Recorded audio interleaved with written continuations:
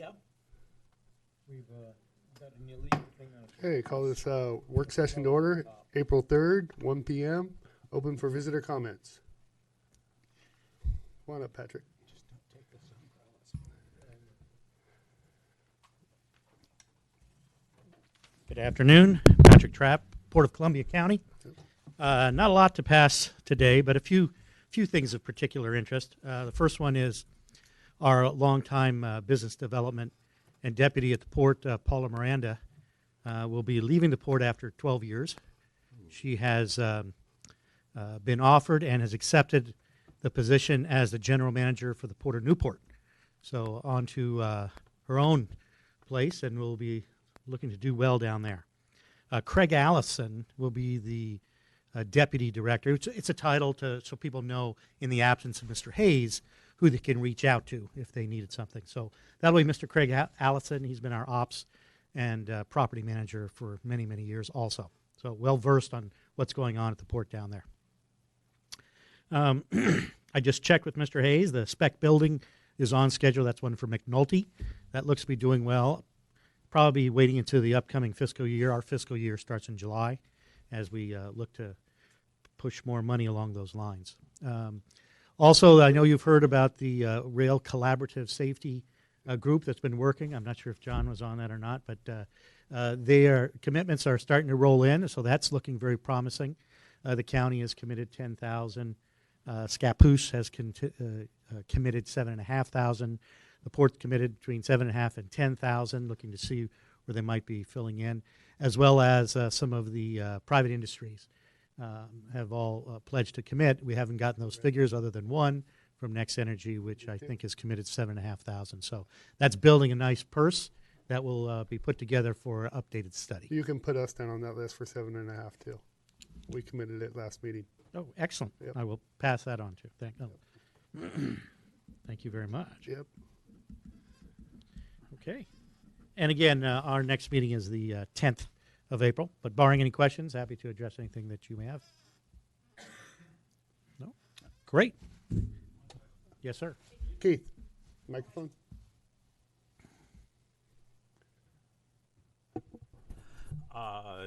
Do you know where you're at with the installing the sidewalks over on Port Avenue? I know it was in the budget, but I don't know. Well, it's all done? I hear it's Yep. done, Councilor Locke. They've How been else out can there- I respond to that? They've been out there for the last month. They've been out there working on it for the last month. Keith, what do you mean Public Works moves slow? Come on. They just had their walkthrough on that on March 21st, and with just a couple minor little things that they needed to correct, and everything's done. No pun intended. Walk through on the sidewalk. I like that. That's right. Perfect timing then. Any other questions? All right, thank you. Great. Patrick. Thank you very much. Yep. Okay, seeing no other visitors, let's get on to presentation from Columbia County Rider, Todd Wood, Transit Program Administrator.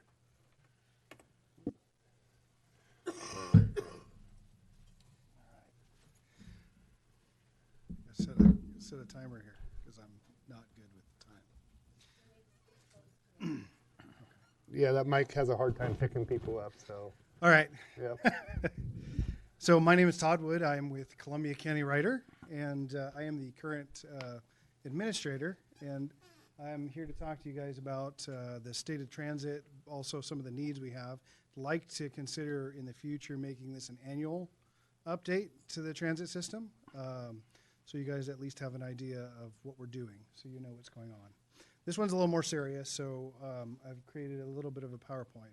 So start with myself. I born and raised in Oregon. I grew up in Oregon City. I currently live in Damascus. For those of you who don't know where that is, go that way 50 miles, and that's where I live. So I spent most of my life in Clackamas County. I took this job last May 29th. Prior to that, I spent 15 years at TriMet as a bus operator, also a rail operator. I was a bus manager and ended my career as a rail operations manager before I came out here. So I've got some experience in the field. Prior to that, I worked for the Canby Utility as a water plant operator, and I also worked, from there I worked at Electric Lightwave and telecommunications. So I have been in some sort of public utility work, public service my entire life. Don't know anything else. So here I am at Columbia County Writer. I saw the job last year about this time and looked at the small community, which is what I grew up on. I know Oregon City is no longer considered a small community, but it was when I was there. And so I thought I could do some good, so I came over this way. When I started, I was informed of a minor deficit in our transit system to the tune of about $400,000, and asked to see what we could do to correct that deficit. Shortly after that, we lost our transit administrator, or our transit coordinator, which is a county position. We were also under state audit at the time, and I'm giving you all this information to be very transparent. The state had put a hold on all our grants, and we were not allowed any more grants unless we corrected our financial picture long term. So first month into the job was a little bit of a whirlwind. I've since replaced my transit coordinator with John Dreesen. I don't know if any of you know him. He worked for the county for a number of years. John has about 30 years experience in accounting, finance, and nonprofits. So he's a whiz when it comes to the numbers. We also hired an admin who handles all our fares and all our ticket sales. Her name is Angela. So we have got ourselves, thankfully, off of the state's blacklist and corrected most of the issues they saw, but we're still dealing with the deficit situation. So I want to talk to you about what we do, because some people don't know. I'm sure you guys do. You're pretty close to us. But so we have about 6 lines right now, 5 actually. We lost one here recently. So we have a line 1. That's our Portland commuter route. It runs Monday through Friday, mainly in the mornings and the evenings, and its purpose is to get people to and from Portland. I don't know if any of you work in Portland, but you are probably aware of the traffic and the cost of parking has gotten pretty bad. We take about 190 people to and from work every day, or about 48,000 a year on our line 1. Our line 2, that's our, we take people to PCC Rock Creek for school. So we run generally in the morning and early afternoon for our students. Take about 29 students a day, or about 7,000 a year to and from PCC. Our line 3, that's our St. Helens Flex, our inner city route. We run about 27 people there on 5 trips, and that runs between St. Helens and Scappoose. We're looking at actually redoing that route to hit more of the businesses and neighborhoods in St. Helens and Scappoose to open up more access to that. So about 6,800 people a year on that route. And then we go up to the North County, and it's not quite as impressive. We run 2 routes, one in the morning, one in the evening, that gets the folks in Rainier over to Longview, Kelso, but also to St. Helens, because there isn't a whole lot of infrastructure in Rainier. So we get them a couple opportunities a day to get over there. So about 1,200 people a year right now. We've got a grant in, I'll talk about in a minute, to improve that service. Line 6 is our Vernonia route. We just actually redid that a little bit.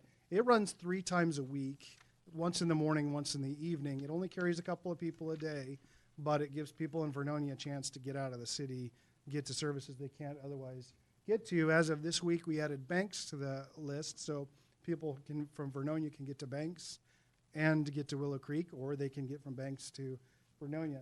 The idea there was also to open up the Banks-Vernonia Trail for people who wanted to hike it and wanted a way to get back to the other side. And then our Dial-A-Ride service, that mainly serves our elderly and disabled folks. We take people to the store, we take people to the doctors, other life needs. Some people, we just take them to social engagements they wouldn't otherwise be able to get to.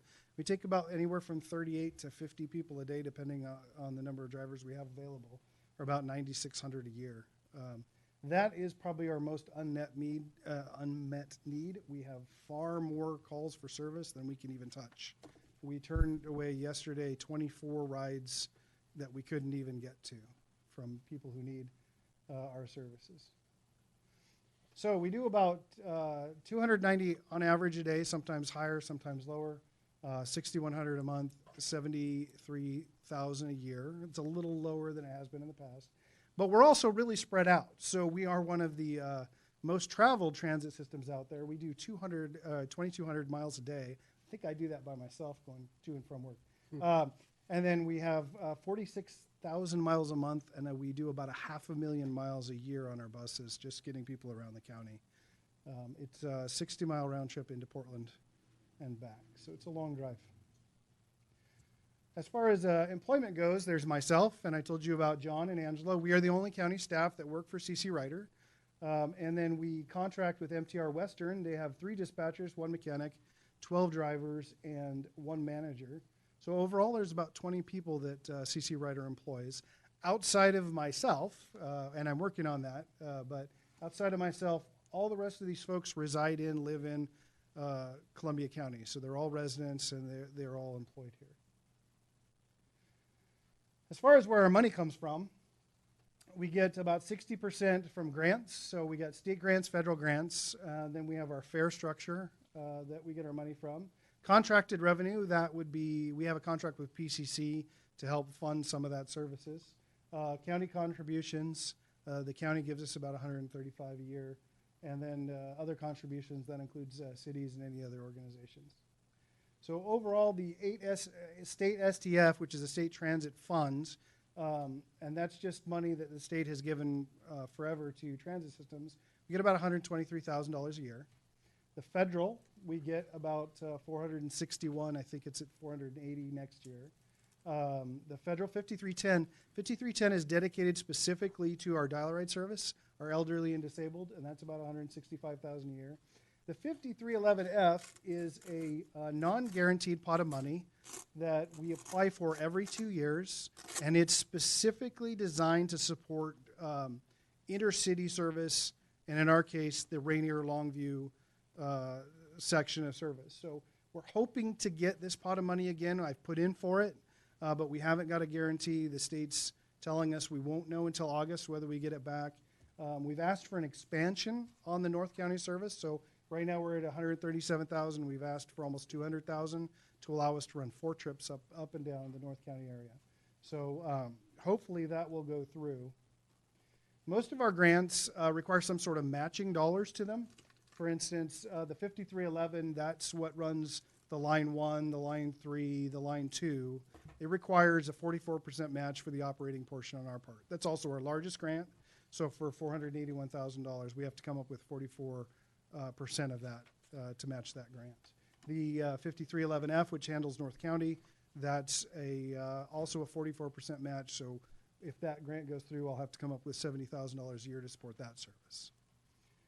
Fares cannot be used for match. I hear a lot of people say, why don't you just raise the fares? Well, the federal government, state government does not allow us to use the fares to match their funds. The funds for matching have to come from local sources. Fares not included. Fare is just considered a fee for service, so they don't let us use the match. So out of our fares, we get about $240,000 a year. Contracted revenue, that includes like the PCC contract. We have some contracts with the city of Portland and a few others to help provide service. That's about $250,000 there. The county gives us $135,000. $80,000 of that is just dedicated to transit ridership, and the other portion is dedicated to the transit coordinator position.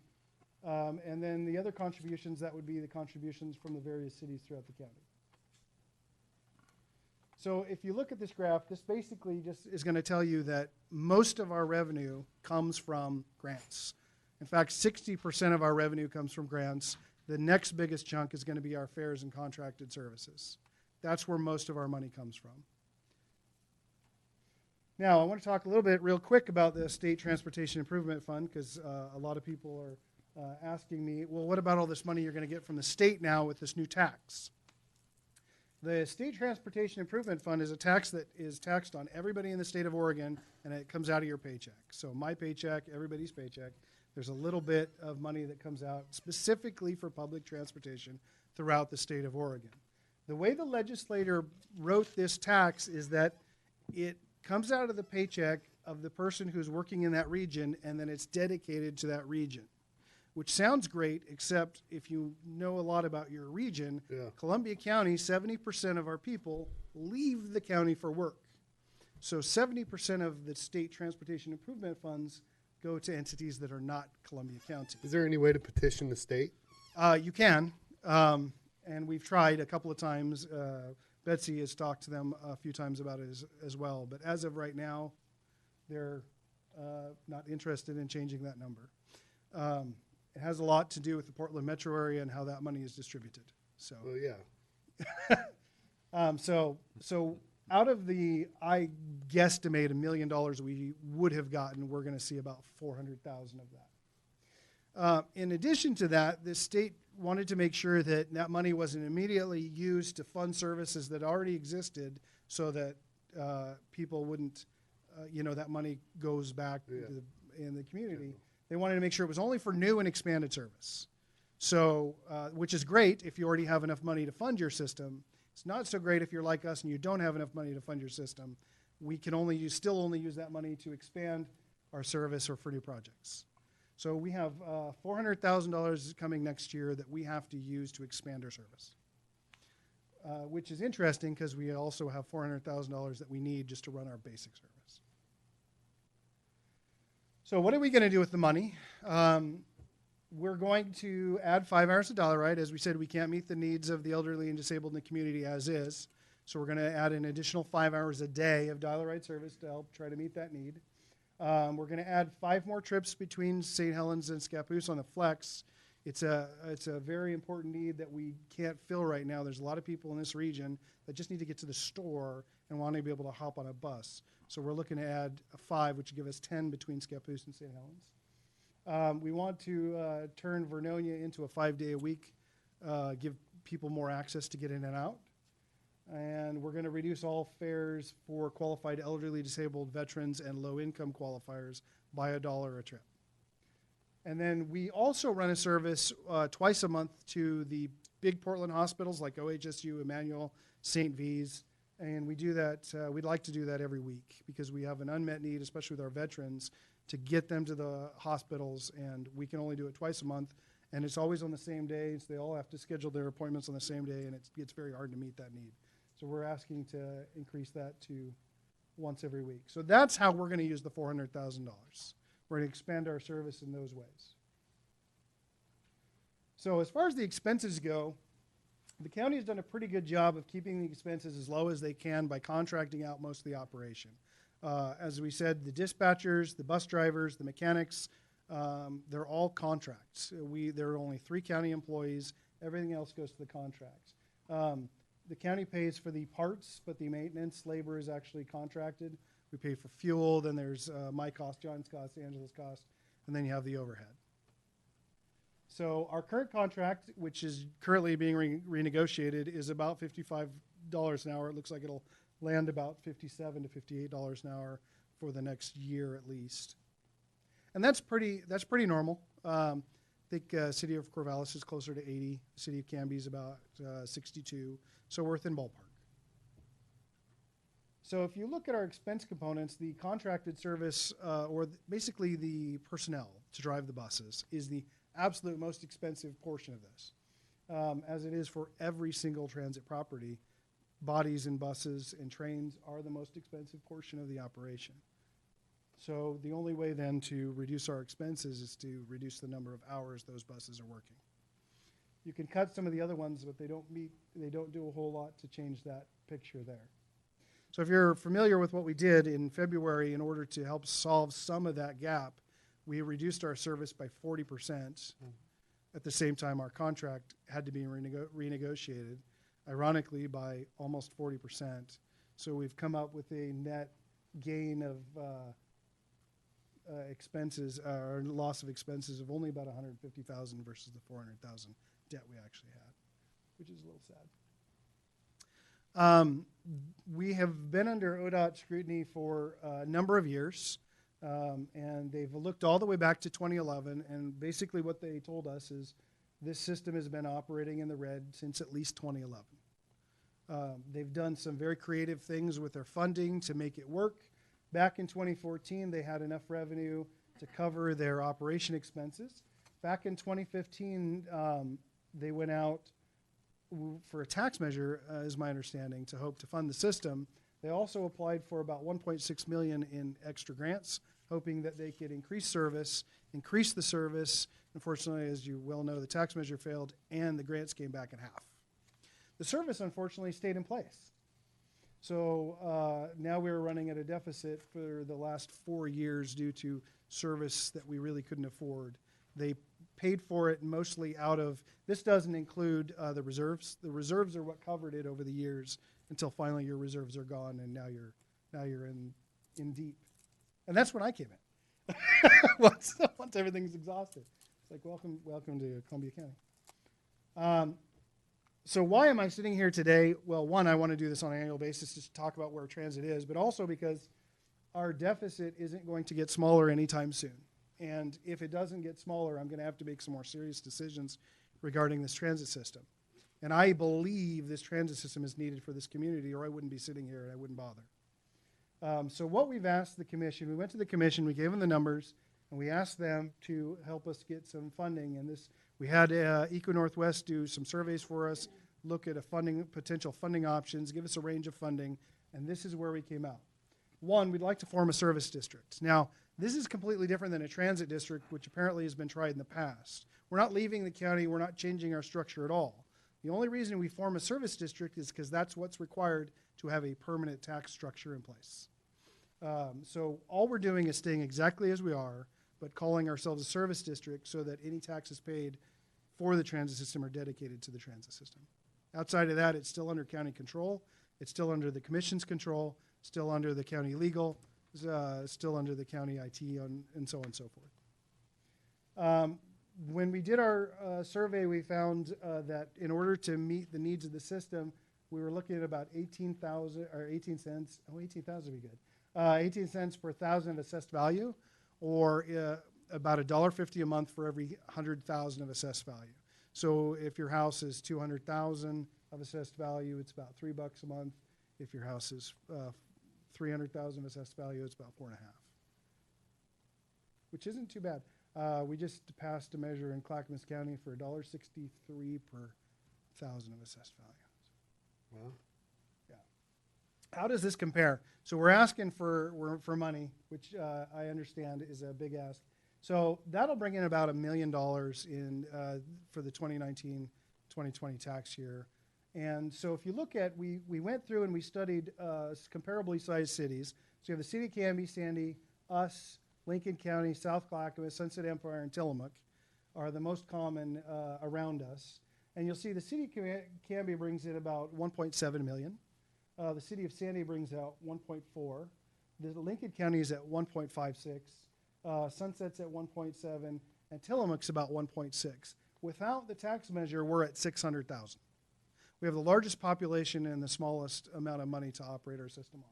With the tax measure, that would bring us to about 1.6, $1.7 million and put us right in line with other properties that are actually smaller than we are.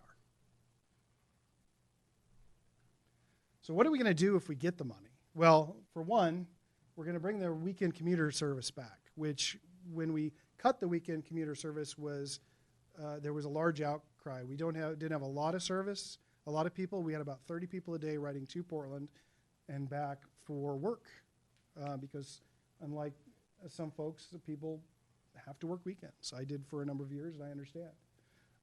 We want to expand our college services to give more people more access to evening classes and other classes at PCC. PCC is the college of choice for this region. We want to expand the flex service to include weekends. We've had a lot of call from the elderly and disabled community especially that they would love to be able to get on the flex, go to the store during the week or during the weekend and get their shopping done and other things done during that time period. And it's just harder for them during the week. And then we need to extend dial ride services for those who can't use a standard bus. They need somebody to come take them to dialysis or hair appointments or all those things that are important. So what happens if this doesn't go through? As I said, we're running in a deficit still, even with our cuts. So I've got to make more cuts to the service, which I absolutely don't want to do.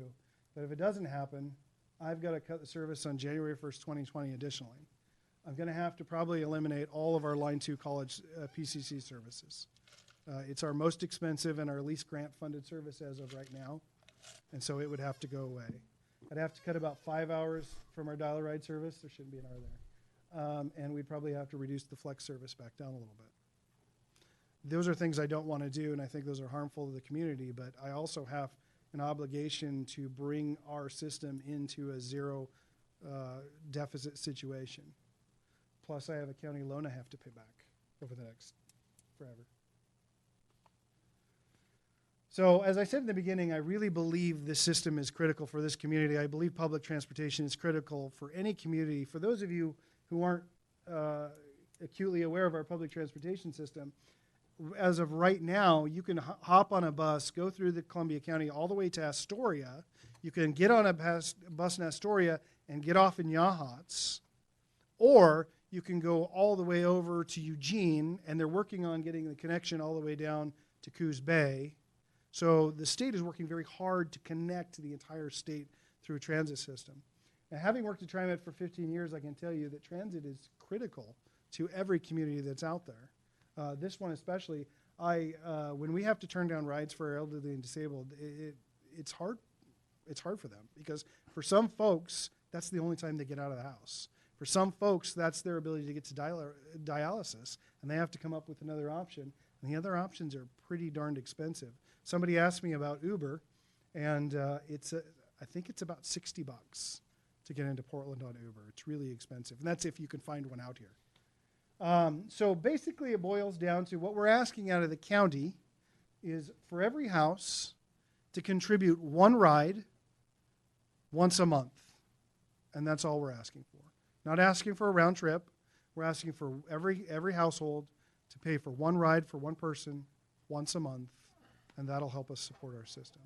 What I'm asking out of you folks is, in order for the county to form a service district, we need all the cities to join us. And I believe you should have a draft resolution from our legal team and to opt into the service district. Again, it's not a transit district. It's not its own special entity. It's still a part of the county as it is now because we need your help. Because without your help, we're not going to make it. I just, speaking for somebody that didn't own a car until I was 30-something and grew up on TriMet, I just wondered if there's any part of your plan about increasing public awareness of what you've just told us. We are working on that, yes. And because I'm a bus rider and I support people with disabilities that use your dial-a-ride system, and I did not know you could get the bus all the way to the coast. Yeah, that's actually... And it's an important thing for people to realize that it's not just Portland or to PCC, because a lot of people don't need to go there, but they're like, tell us about places we can go that we want to go. Right.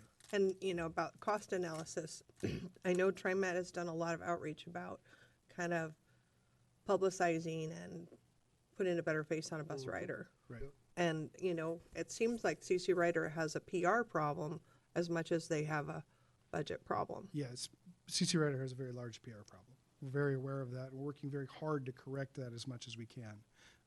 We've got a lot of information going out there to the public. Our Facebook page is very active.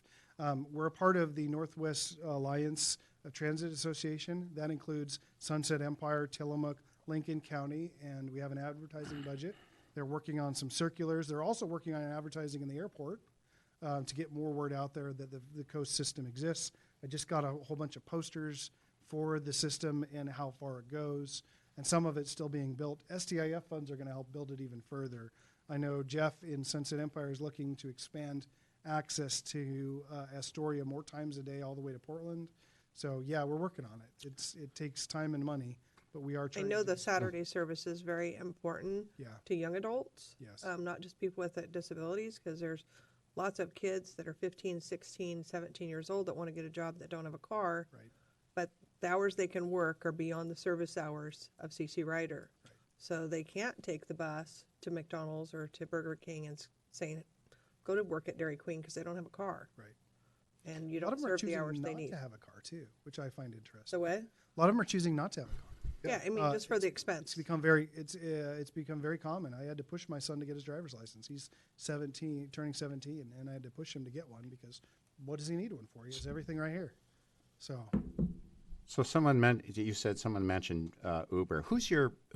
What board do you answer to? The commissioners? Yes. County commissioners? Yes. Okay, and how involved are they in vision? as far when you say vision, With your system? You They're- figured all this stuff out? I mean, that's all. so they're pushing the tag. They're pushing this. I get it. I went to them and they jumped in the forefront of it. Well, I work at two resorts. One is Mount Hood Meadows, 400 plus employees Sure. in the wintertime, and Timberline, 100 plus employees.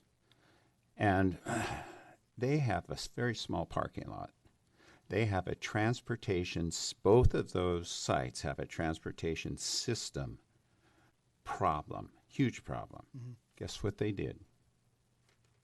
They empowered their employees. They empowered their employees to have an incentive to carpool.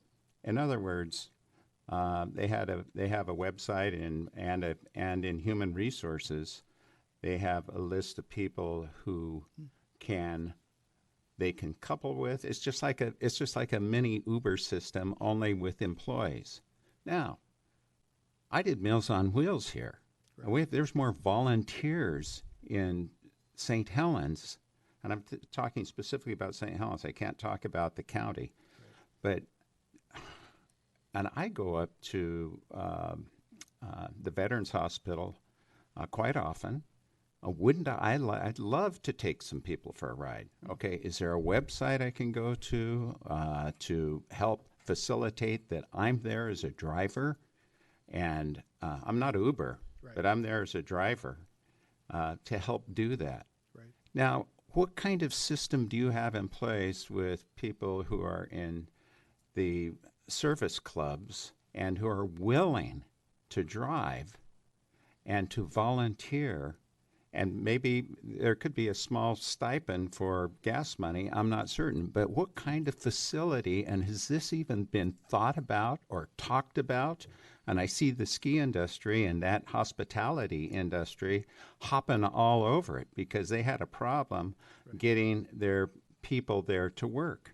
Right. So there's more solutions out there that I think that we just kind of think outside the box just a bit more. And I'd love to volunteer. I'm not going to drive a bus. You could. But I can drive, yes, I have. So. We used to have the CC Rider used to have a volunteer driver program, which we have not yet resurrected, but we've been looking into. There's, and I couldn't give you a lot of details on it because my point is to get people out of the bus and into some private cars just as a website, as a matter of resource. Sure. Just as a resource. Mm-hmm. You know, where does some people go if they need a ride up to Portland? Right. Is there a website with not that people I'm aware who? of. I know. Thank you. Mm-hmm. Are we done with your presentation? Yeah, that's it. I'm done. Okay. Well, you got it ahead of schedule. Thank you. So you did a lot of work on that. I would have to agree with Councilor Carlson that a lot of kids nowadays are not, they're opting out of not even getting their driver's license, like you spoke on your son. I know my son still has his permit and is actually finally working towards his license, and he's 18. And maybe Councilor Morton, maybe that's part of the problem. I know Portland, a lot of teenagers, not even teenagers, people who are in their 20s, didn't feel a need to get their driver's license because the transit is such a valuable source that maybe they don't have driver's license. That's why they couldn't get the employees up there. So they need the licensed drivers to get them up there. I can see where this could benefit. It does benefit our community in a lot of ways when I'm looking at the numbers. So it gets a lot of, I think of it gets a lot of young people to jobs that maybe they can't afford to get to otherwise. Yep. It opens up other employment opportunities to people that live here because our employment within St. Helens is limited, and where you can walk to is even further limited. Right. Yep. Somebody's buzzing. I'm buzzing a lot. It's Jenny. Apparently me. And I did pass a resolution on a feasibility study for a ferry system, which I think would be, that's a whole nother thing of debt, really, because ferries do run on debt, but they're federally funded. And what could that do if we had a ferry here in St. Helens, down here at the Frogmore Slough is the way I see it, where it being at. There's no reason people should know Westport, but they do. And why? Because there's a ferry that runs through the Calf Lamet. So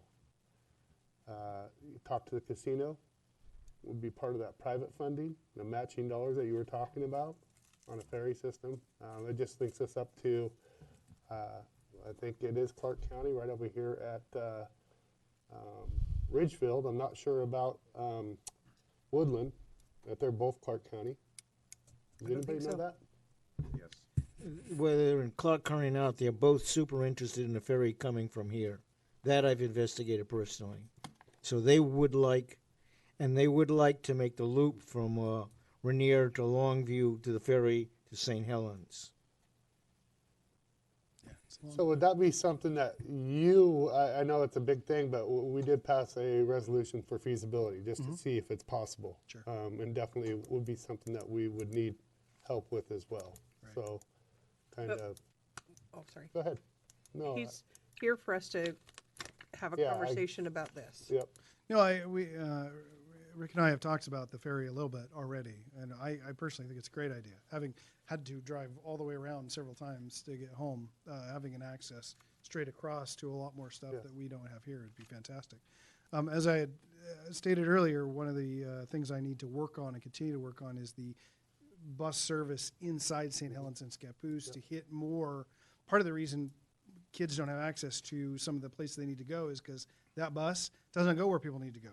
It spends most of its time on US 30, and it needs to spend its time going up and down the areas where people need to get to work, where they can walk out their door and get to the bus.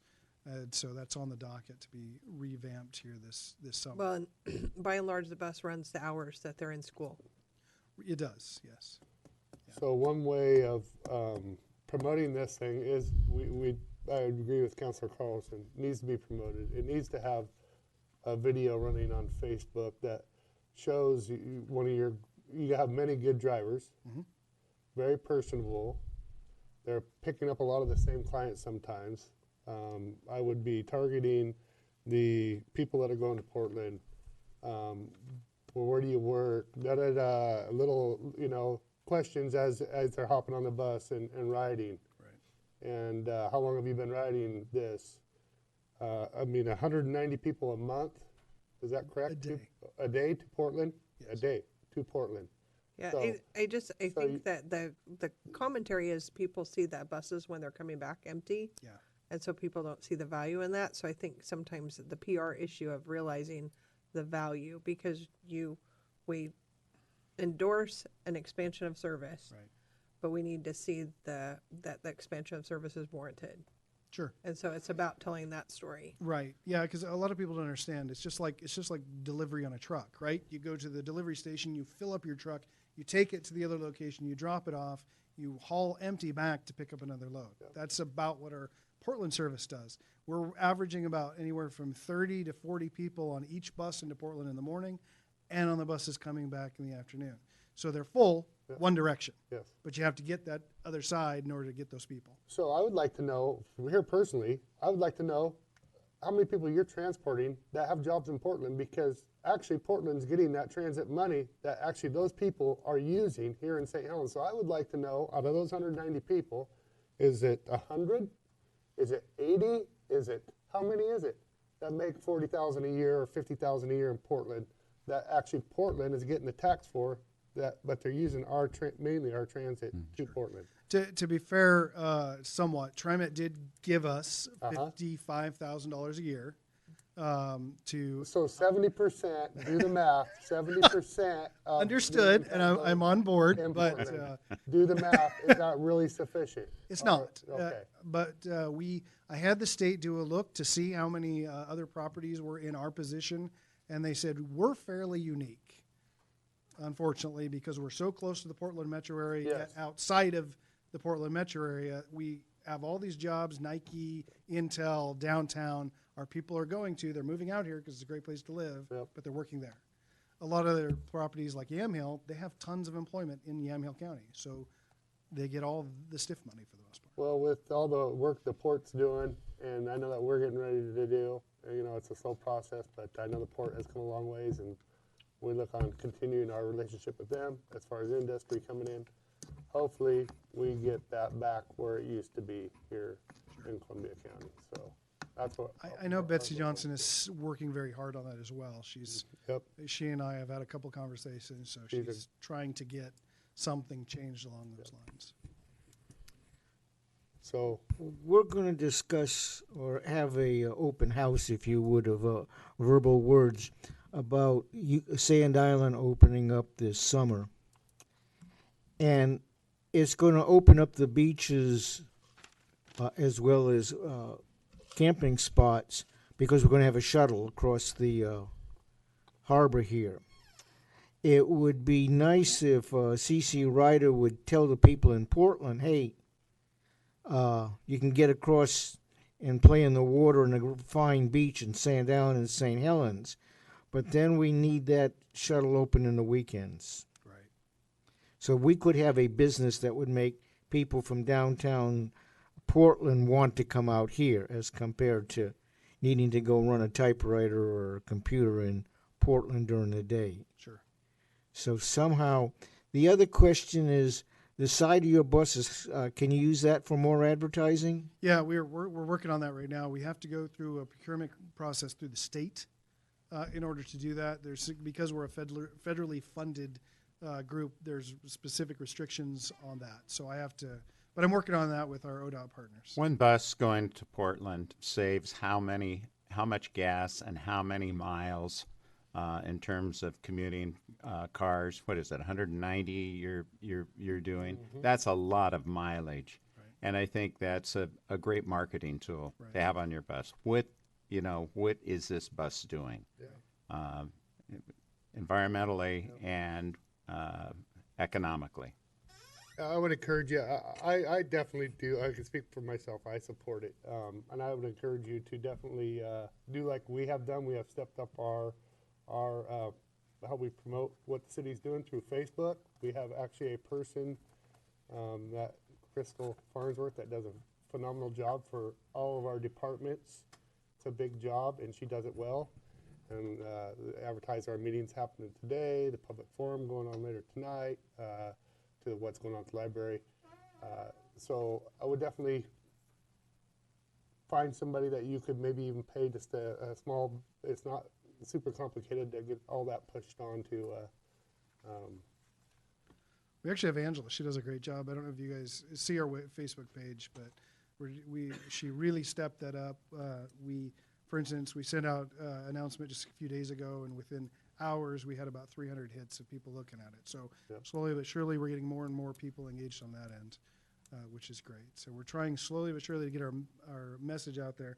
We're also trying to improve the stops, which at some point I'm going to come back to your city engineers here and say, put in more stops for me, because we want actual bus stops Yep. with bus stop signs so that people know where the bus is going, as opposed to wondering. Yep. So And so those short little clips, and they have to be short. They have to be 2 minutes tops, with a fairly decent message, are going to be your best bang. You're going to have a lot of views. People are going to get warm. That's going to be a big. I'm just trying to throw that out there because I do support it, and I do see a need. Yeah, were we a little bit ahead of schedule originally? Probably with CC Ryder. Probably there was a need. We knew it. It's getting really close to where, if you were to get a levy, that it could be very. The numbers should help, right. for sure. But again, that's Well, and grants are based on ridership.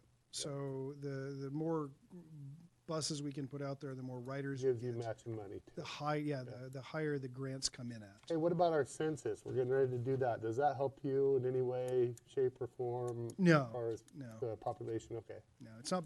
It's based. They look at. We submit on a quarterly basis the riders, the amount of riders, Yep. and when they come to our grant applications, it goes to a committee that looks at whether or not our ridership is up or down, and they either dock you 5% or raise you 10% based on Yeah. those numbers. Just to piggyback on the mayor's comment, a few years ago when City or County Commissioner Henry was over at the buses, he did some outreach with some free and reduced tickets Yeah. to some different different populations in our community, just as to try to get people used to it. But it might be cool to do some kind of buy one get one kind of thing to get people to take the bus trip to the beach, and have them documented as part of that exchange, and have people do fun adventures on the bus with no car troubles. We did a couple of, trying to remember, we submitted some stuff to an auction for that kind of stuff to kind of get some tickets out there and had some people use those. Yeah, and- yeah, just the PR piece, I think, is sorely lacking. I know you focus on getting kind of like heads in beds, you're trying to get people on the bus, but you gotta make being on the bus a little more fun. Sure. So I appreciate all your hard work because I know you've been there about a year. Is that 10 correct? months now. 10 months. So all your hard work and trying to wrap your head around and getting stuff straightened out for audited purposes, to at least, get it kind of squared up. And now, Not an easy thing to take yeah, over. yep. It's an important system. Yeah. I wouldn't take, people ask me, why in the world would you leave your career at TriMet for this? Because I saw a need, and I think it's an important system. I really do. I think this system has a lot of potential. Yep. It's a well-known system, but believe it or not, Columbia County Rider, as far as the state goes, is well-known throughout the state. Yep. People are very familiar. Part of that's your senator. Yes. So, So I'm just one vote of that, of being in support of. So Councilor Lott? What's the ask? It's a letter. It's just a letter. This letter. Absolutely. The resolution. Absolutely. Letter of support is what it is. The Resolution. Resolution. Okay, It's All right. attached. Just to be clear, yes. if the voters approve the formation of the district and the city council consents to be included in the district. That's what the resolution says. So if the voters. I move that we go forward with that resolution. I'll second that. Just a consensus. Yep, Yeah. yep. Okay. Okay. So, Councilor Topaz? I'm on board. I Okay. think we gotta push it a lot I- harder to get people here as compared to talking about people going away from here. Yeah, it's Yes. gotta be both ways. It's gotta be So an I- outreach to get more people from Portland out here, yeah. and more people to travel our area as opposed to just to work and home. Sure. To see this as, when I was 16, 17-year-olds, my mom put me on a bus and sent me to my aunt's house.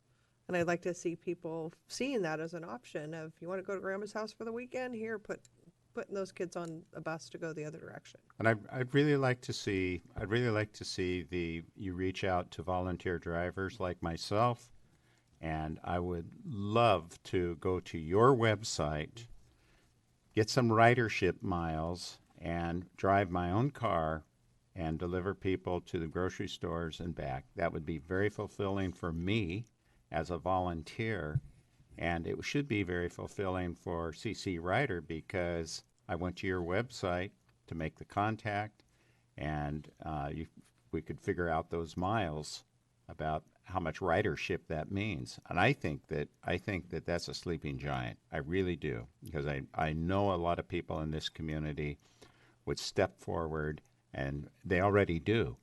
But if they go to your website, Right. it could be a tribute to CC Rider A and huge ridership.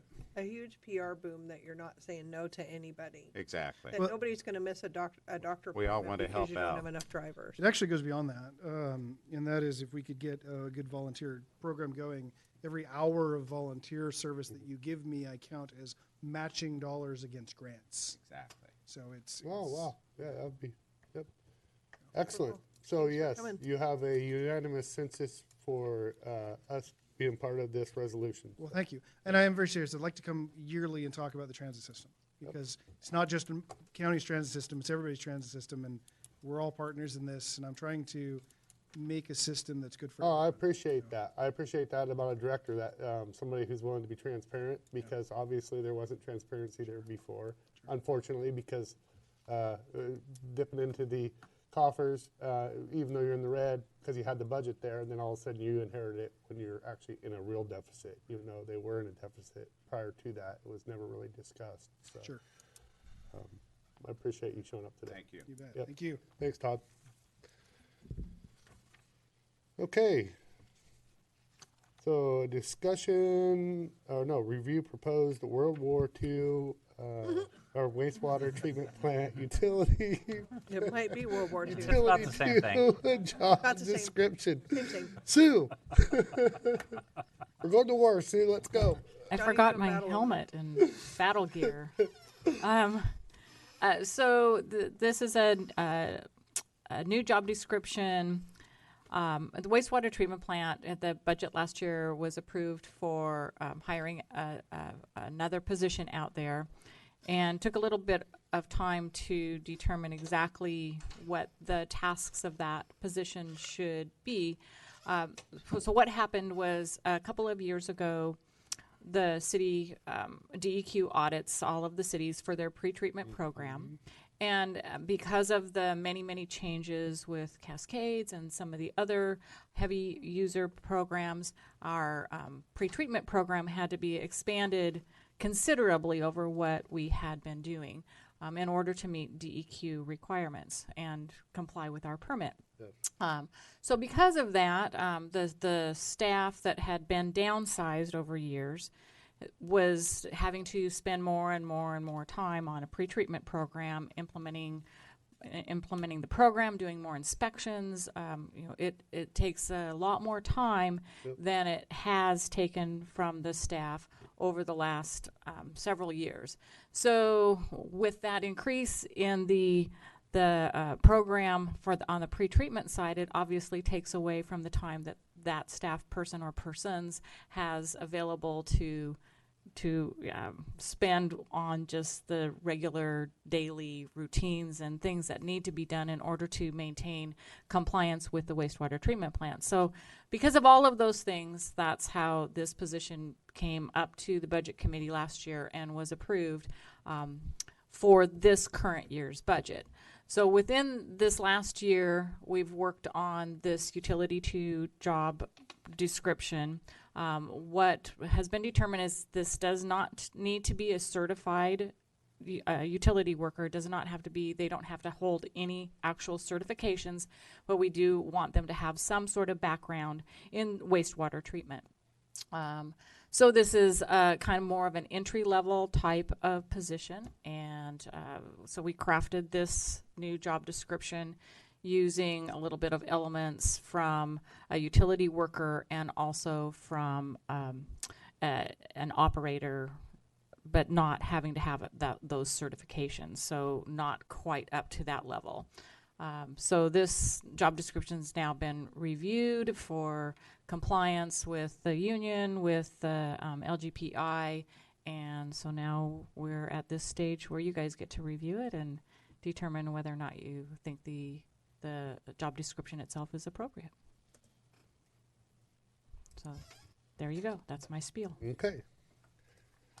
So, and we've already approved this, and it was discussed with last year. The position Yep, itself yep, is approved. because of the need to run around and actually do a lot of the storm and other stuff around town, right? Which these guys also manage. They manage the lift stations, Yep. the pumping stations for all of the wastewater, Okay. and we have one storm water station, but that's the one that's being decommissioned now. Okay. Mm-hmm. All right. But in order to have that guy to be able to do that, the guys are understaffed by DEQ audit. Correct. Yes. Yes. And that was the main gist of that audit, was that they felt that we were understaffed, Yep. especially in the pretreatment, that we needed somebody that would be able to devote more time and energy and make sure that all of the industries, restaurants, everything like that should be in the pretreatment program, that we're capturing all of those and that they are following up on their best management practices that they are all required to do. So the only way you can do that is to physically visit those places, check up on them, do random inspections. So with our industrial property, should we try budgeting that into, because we hold all the rights to that, of course, we do. Mm-hmm. We hold all the permitting now. Should we factor in part of that as part of the budget? Can we? In what way? Operation cost? Operation costs for... As far as just an increase for maybe part of this budget for this person, this job description? I don't know. Can we legally do that? That's a good question. I mean, They got to be over there inspecting and seeing what's going on, and we, what's going on Well, currently. As far as just the one industry, is well, that what you're speaking of? Even future industry too. Yeah, future industry that Yes. would potentially be depending on what kind of a burden and what type of industry they have, what kind of discharge and what type of potential impact that they would have on the program. That would be something to look in. I would say right now the industry that we do have, they're all, because of the user agreement that we have with them, they're already paying that share of Yeah. what the program would entail in this particular case. Sure. Okay. And through their new, because they have a new permit, so through all of those fees and everything, it's it's not something that we make money on, but it's something that should pay its own way. Yeah, I think that's important that it's wastewater Yeah. program is an enterprise fund, which Exactly. operates like a business that has revenues that are driven off rates. And Yep. it's to the extent there's nexuses and things that are related to those rates, they can fold those in. So Exactly, yes. So those fees that are charged for those pretreatment, whatever the program is, because it's set up individually for each type of user. So those fees are set in order to accommodate the time spent. At least that's how we try to balance that. Yeah. Any other comments from the council? Under qualifications, we have graduation from high school, GED, and so on. I don't see a slot if you've been in the military. Because obviously you've been in the military, that takes care of the high school GED. It also gives you the business of discipline, whether you like it or not. And that's one of the things the job is going to require, just as far as minimum qualifications. It'd be on the application, I do believe, right? It's Correct. automatic. Yeah, the application Yeah, it's automatic. would take care We're, of that. we are automatically on that, Councilor Topaz, for anybody who applies, that's a veteran, is gold in our standards of Yeah, I just noticed on the sheet I have in front of me, that wasn't listed. That was where the question came from. It's never a requirement for them to be in the military, but It says we- or here. we, As you go, it says GED and or, it's got a couple of ors in it and qualifications. or the equivalent, yeah. Correct. Yeah, that's generic language that's typically used in all the job descriptions. Okay. Anybody else? Looks good. I Okay, think. great. Yep, okay. Thank you. Yep. Discussion regarding proposed recreation fee. Matt? So this question gets bounced back to the council. We had a public forum just a couple Mondays ago or last Monday, and about the $2 or whatever amount you decide for the recreation fee for the funding. Yep. And I hope most of the city council has either talked to John or me about it. It was a very good event. There was about 20 or so people that showed up. Vast good majority were all in favor of the fee. So it's kind of bounced back to the council of what you would like to do next as far as the next step if you would like to move forward. I have some problems with the $2 fee, especially put on a bill where a lot of people are not going to use it. Kind of a couple of things. I'd like to pattern it somewhat on the swimming pool where you want to go in, you have to pay something yourself. And the problem I have with putting on the water bill is there have been a couple of strange things where we've spent an awful lot of money because of screw-ups on the water system. And just the water we've used to clean up the leaks and the membraning of the reservoirs, which probably amounts to about 8 million gallons of water over the years, which is about $45,000. Or another part where we haven't been doing our due diligence is and we've had this discussion, or I had this discussion about the waste paper and storage of that over on the mill. We have a number of places we have a fair amount of money that we haven't collected or have done things wrong and wasted. And now to say, oh, we're going to tack onto the water system a $2 bill for people to recreate, a lot of people can't use it. They're too old. They don't have enough money for $2 for 5 kids. I'd really like to think about the $2 and just the fact that I have 20 people who are really interested in the rec center saying I like it. That doesn't really talk to the whole community to a great extent who can't use it. Actually, Councilor Topaz, on that note, I just would like to say that the entire city did a community-wide survey in which we had about 700 people respond that they would actually pay for a recreation program in the amounts of $5 or more. So, and the $2 fee goes directly to the recreation program. It does not fund any of the utility operations. It is still connected to the water bill, correct? Correct, because that's I how. think we have a problem. There is my problem. I think we have some rules about you can't use it. I mean, it's a nice That's way of because connecting. that's because it's That is only- the easiest mailing, Correct. the easiest way to mail And the in terms of a bill. That's what I understand. Correct. And the specific rule that I think you're referring to is that revenue that we receive from the water portion of the utility bill can only be used for water resources. Same thing for the sewer and the storm. This actually creates a specific line item on that utility bill for whatever you want to call it, a recreation fee for those $2 to be specifically used for that program and only that program. Can I speak for just a minute? So, I wish that, because it was announced, the whole council could have been there, but myself, Councilor Locke, and Councilor Carlson were there. We have done a survey. We did have a public hearing about this. We had a lot of people in favor. We did have 2 opposed, which was about what the survey showed too. 2 out of 20 people that do it opposed. Everybody supported the $2. Some people thought $2 wasn't enough, but we knew it would bring it up to snuff as far as running the program. There were people there that did not have kids involved, that were not even involved in the rec program, that stood in support of it. There was one reason he wasn't in support of it is because he wanted more money added to it and he wanted parks added to it, and that was Howard Blumenthal. And it was a public hearing, so I guess I could definitely state who it was.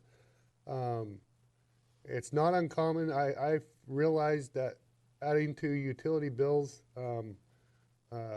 is not uncommon. When I was at my last mayor's conference, and it was a hot topic on mayor's discussion in our big lunch, and some communities have up to almost $15 added to a utility bill per month to pay for various programs.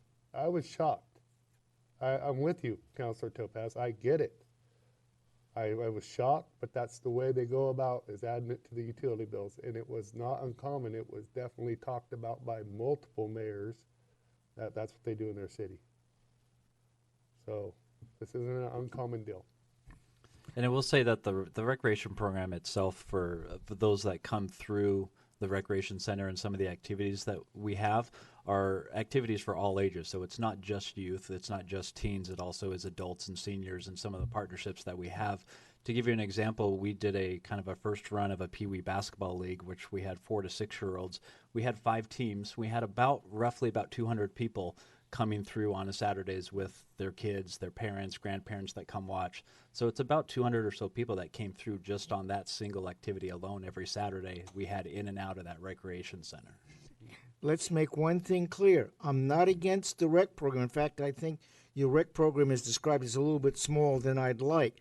I'm really pointing out how we finance it. Not that the $2 is given, but the fact it goes to the water system. And I'm more in favor of something like the pool, where if you use it, you pay for it directly. So I know that my money is going right there. It's this 2 inches in the wrong direction, plus another 2 inches, plus another 2 inches, and after 5 years, you're 6.5 miles in the wrong direction. I'm against the $2 being collected in the water bill. That's what I'm against. Not the rec program. I'd like to make the people who use the program a little more responsible for its financing rather than hide it to a lot of other people.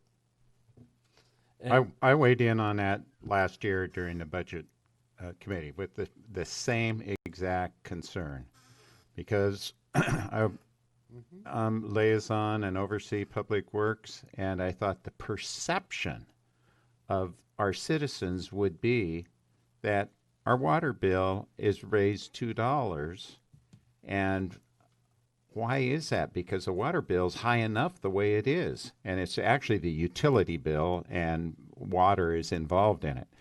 But it's just a matter of perception.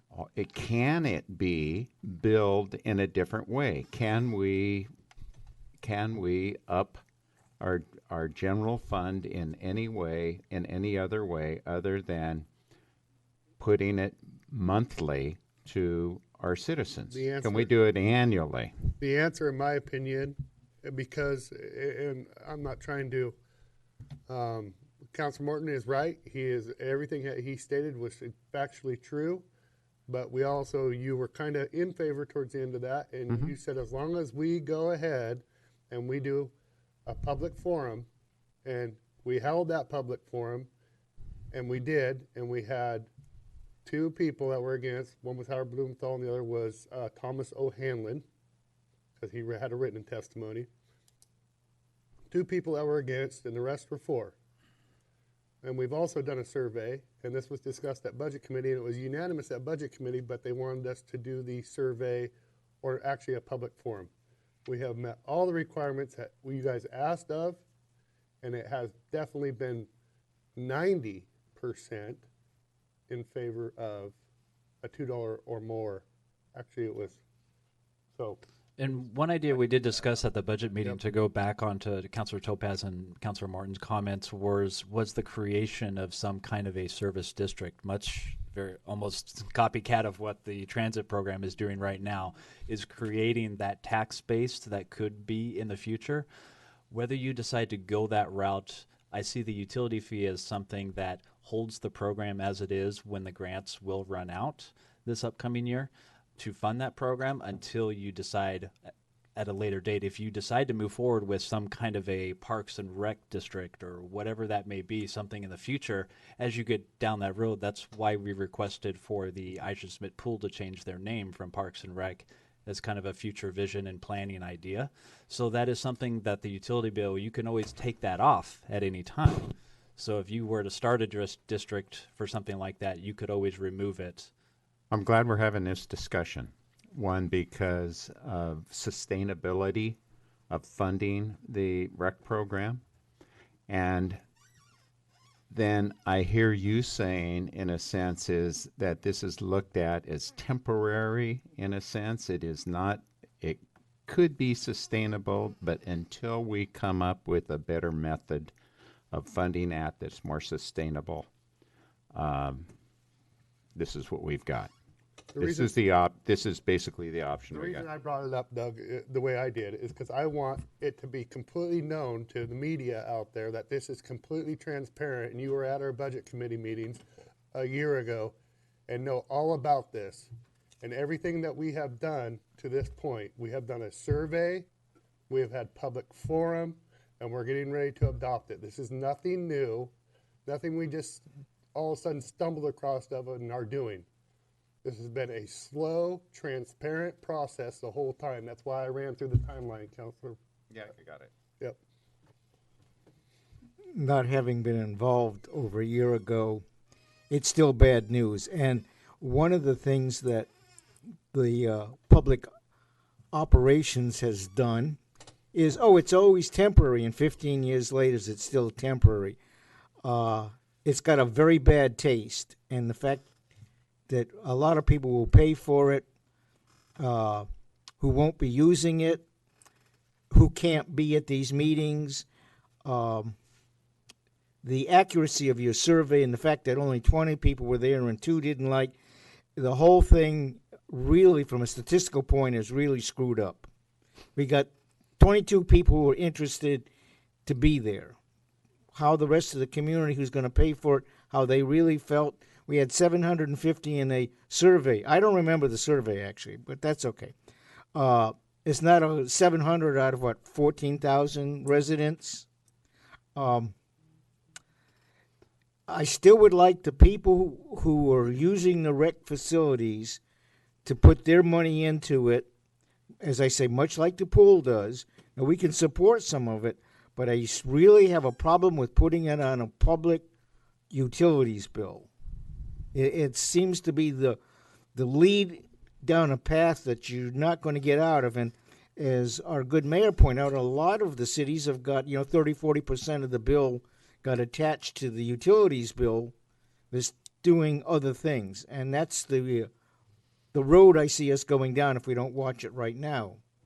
Would you support this, Mr. Topaz, along with my recommendation that eventually, possibly next year, that we go out for a bond levy on our Parks and Rec? And this would be a temporary fix until we do go out for a bond levy? I would not use the word temporary. I would say we would use this for 1 year, and at the end of 1 year, the bond levy has to come up. When you say temporary, it could be extended. I want words that say it has to die in 1 year and something else has to take over. So it has to sunset. Yeah. So at any time, that's one of the things that I feel is important is the sustainability of our Parks and Rec program, and how are we going to do that? And wouldn't it be good, if, since we're having this discussion, and Topaz brings it up, about the perception of how we're doing this, how we're funding it, and what we could do to make it sustainable. It'd be good to get the feedback in terms of votes, overall votes, from our citizens of how important this is. We know it's important, but to sustain it, how's that going to happen? So the discussion at the forum was that it wasn't enough money, and I think $2 is, I guess if people really feel a need that's going to break them, if it's absolutely going to break them, they could probably come and talk to us, and we could discuss whatever the $2 fee is doing to their bill. Sounds kind of. Well, I'd like to look at it. Let's look at it a different way. Listen. We want this program. I would like to see a course sheet of how many windows that are broken I've got to pay for, how many people's offices I've got to heat, a hard budget now, and obviously it's a estimated budget. I want to see the amount of money described. I've got 3 instructors, 4 baseballs, but a hard budget on exactly how much money I need. Again, I don't like the word temporary on anything because bureaucratic words get changed and it becomes permanent. We do need the rec program, and it's a huge help for kids in a lot of places for their mental well-being beyond. But we can't keep hiding things, and basically, well, it's a water bill. We're just, people don't look at that water bill and realize exactly what all's on it. That's my problem with it. It's where you're putting it and not having a drop dead date on a temporary. So at that public forum, I even told the reporter out here, I said, okay, people, we're getting ready to do this. Go out and tell people we're getting ready to do this. This is really going to happen. Nobody here today. Maybe there'll be somebody here tonight, but that would just happen, the public forum. And I did state that for the record. There was 20 people there that will testify that I said that. There is, and I'm going to get passionate about it. What is there for kids to do around here? I have 2 teenagers that had to suffer, that had closed gates, which we never had closed gates. We were able to go down to Brownlows Beach, warm water, CC Beach. We were able to go out to Salmonberry with no gates, ride motorcycles. I was riding motorcycles on Boise property. The property we own, I rode motorcycles on as a kid. I went down there, caught frogs, did all kinds of stuff. What do we have for kids to do? And at what cost? You're telling me that we should really think about the $2. Well, just And I'm not trying to make it petty. but it is. It's really petty. Well, A $2 investment into your kids' or grandkids' or neighbors' kids. Look at in your neighborhoods and look down the street. And the one kid that you see there, because it does mainly target kids, $2 a month. Ask yourself if that is too much. That's the point. That's why I said we're really going to do this. Tell everybody that we're getting ready to do this. Let them know. And we will hold this off. Let it be known. We're getting ready to do this. Put it out there. We've been completely transparent. This is getting ready to happen. Come on down to our meetings, testify. We want to hear from you. Okay? Because I have a different vision in my head probably than you do. And I want you to at least hear my vision and the school board's vision of where we see this going. Okay? but just to your point, in having reviewed the proposal and the last two offerings that they've had, is one of their most successful things is a senior walking group that happens during the school day. That is, the average age is 70. So we're not just talking, we're talking about community. We're not talking about kids. It's about community. It's not just for kids. It's not just for women. It's not just for seniors. We're talking about community. And I think, you know, every dollar that any bill goes up, your rent goes up, your electric bill, any dollar is important. But so is investment into our livability as a community. Yep. And I am not going to slice and dice language, but I think that what we've learned through our general fund is diversifying our revenue stream is the most important. I don't think we should rely on fees on water bills or the general fund. I think we need to look at sponsorships and look at partnerships. We're partnering with the school district. I've spoken with Matt about partnering with health providers in our community that might take on some of this. More people to shoulder the burden means that we put up our $2, and now it's time for other people in the community to put up their $2. You know, it's time for everybody to put some skin in the game. Yeah, there was talks about anybody outside of the community that wanted to sponsor it could be a $25 per kid sponsor, because that's what it is for a resident per year is $24. A $25 basically sponsors a kid. If you want to sponsor 4 kids with a $100 donation, you can. So I would like to keep this discussion going. I would like to have this on this one and 2 more meetings, and to give people the ability to testify either at night or in the day. Okay, I want it on the next 2 meetings, public meetings, before we do anything. So a month out. So you're talking about holding like another public forum? I just want it on the agenda every time. We'll continue to I have the wanted to see it on the conversation, give people agenda more every time. And We had the public forum. 2 things should be brought up. One, we would like the present and an enlarged rec program and a particular pay system that's not connected to, we say, standard city bills. Have people's input on that. There is no billing system other than a utility That's bill. right. Okay, well, that's the standard bill Yeah. that'll be my word. And that's the thing I would like to have very well separated, because that will be the argument. Well, and then they added some other thing on the next little problem that came up, or next desire that somebody had. It's this transparency, this attitude about, they just keep throwing things on the water bill. That's what bothers me. I'm more for the rec program because I see a lot more problems with kids than our mayor has talked about.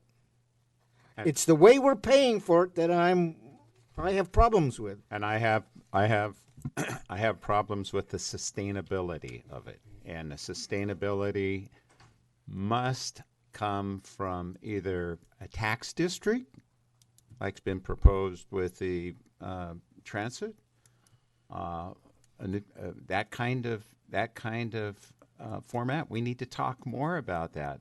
But I use that word temporary, and I should say this should sunset at some time, and give us some time to work this through. So we can't solve it like right now with the $2 thing, and then keep increasing that $2 as we need more money in the budget for our recreation program. So I'm thinking that I'm thinking that if we need time to really look at it and develop some kind of system, whether it's a bond levy or a separate tax district or whatever. I'd really like to see us in the interim, whether it's 2 years, 1 year, 3 years, come up with some kind of system to sustain this program. I think that's extremely important to do. I completely agree, and I just want to inform as you kind of continue on these discussions. We're starting this discussion now, which is honestly about 4 or 5 months away from running out of grant money. Right. So in September, October time, grant money will be gone. Yes. We are applying for another grant right now, which hopefully we'll hear back in May or June. That's for about $99,000, which will get us through another year or so, limping by. But if you continue the discussions and not have a decision at some point, we will run out of money and need to close the program and close the building. So that's a realistic. It's the harsh reality. That's the harsh reality, It just like the is. transit has with their process. Yep. So Matt, under the word recreation, we have people that play baseball. We have baseball fields. correct. Does any of that come under the rec program, or is that a separate program? Those are all separate entities that have their own organizations and own boards and actually just rent field time from the parks. Okay, and the parks money is not rec money. It's park money. Correct. It's a separate thing again. It is a separate. It was specifically set up separately to just in case the rec program didn't work out or didn't go the way it should. It was easier enough to keep it as a program until it actually became something sustainable and something we want to build in the future. Because as I drive down the street and I see kids running around a baseball field, that looks like recreation to me. And so if you only use left-handed baseballs, it's on rec program A, and if you do it on basketball, it's rec program B. We're getting a few, we'll say, the commonality and niceness of a word, we're kind of fogging it up in the way we're paying for it. And I think that is part of our problem. Well, As we Councilor start to- Topaz, I think if we were to be all inclusive, I think we go up to $5 a month. Well, and as we start to grow, we have had some interest from outside groups like Little League basketball and some of the baseball and softball leagues that have come up to say, how can we assist you as the rec program? So how can we help with the administration stuff for your program? Much like Tualatin Hills does with many other leagues that use their fields and use their organizations for registrations and all that stuff. And the organization or recreation program takes a percentage of a fee or something like that for that cost, but they can still operate as a single entity. And Tualatin Hills is a separate tax district. It is. Without a doubt. I would support this, and I would support this for a 2-year period, and that would give us time to look at this again.